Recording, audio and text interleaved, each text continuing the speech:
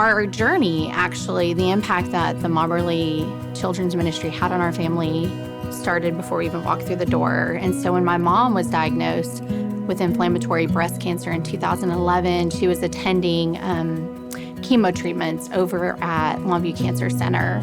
And while she was there, she actually received a little bear. And on the bear, it had like a little note on there, and it was from the MobberlyKids. And the note just said, "This bear has been prayed over, and for the person who's receiving it, to let them know that God's love was for them and that they were praying for them." And it had a scripture reference.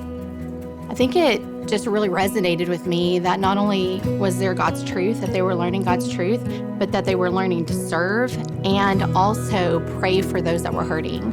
And that hit me. So I would say maybe not even a year later, we were as a family looking for a church home. I thought about that bear, and I thought about, even though my kids were young, I wanted them to be a part of a ministry that does that has God's truth and that shares it with others. And honestly, I wanted to be a part of that ministry.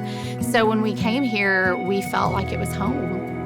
There is a calling on our hearts that we are responsible for teaching that next generation. There was a stirring in my spirit that I just needed to step up. I needed to go, and it was time. It was time for me to serve in a ministry that so graciously was loving on my babies, and so I did.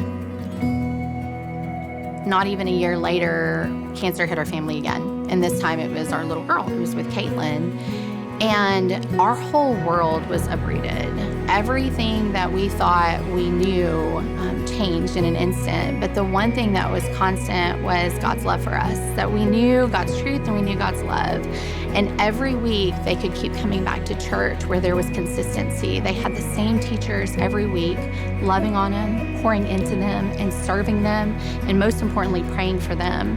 I think of the pre-K teachers who came, and it was, Caitlin had them the year before, but they still came to visit her when she was sick at home, bringing gifts to her to let her know that they loved her and God's love for her. And I thought, what a testimony to not only God's love, but God's provision in all those areas.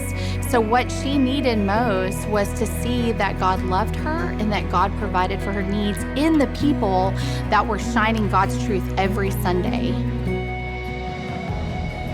I can remember we hadn't gotten the diagnosis yet. We were still in the stage of finding out what it was, but we knew that more than likely it was going to be cancer. We just didn't know what kind. And we were on our way to school, and we had just finished praying, and Caitlin said, "Mom, how come I haven't felt Jesus' touch? And how do I know if he's going to heal me?"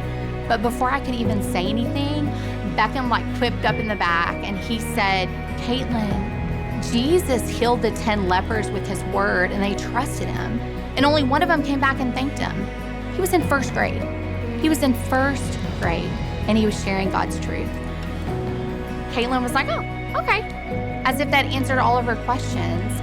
And I thought, when you plant those seeds of truth in children, it manifests.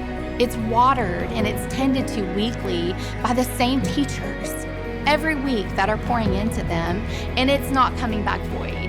They hear it and they speak it, and when they need it most, it's going to come to them.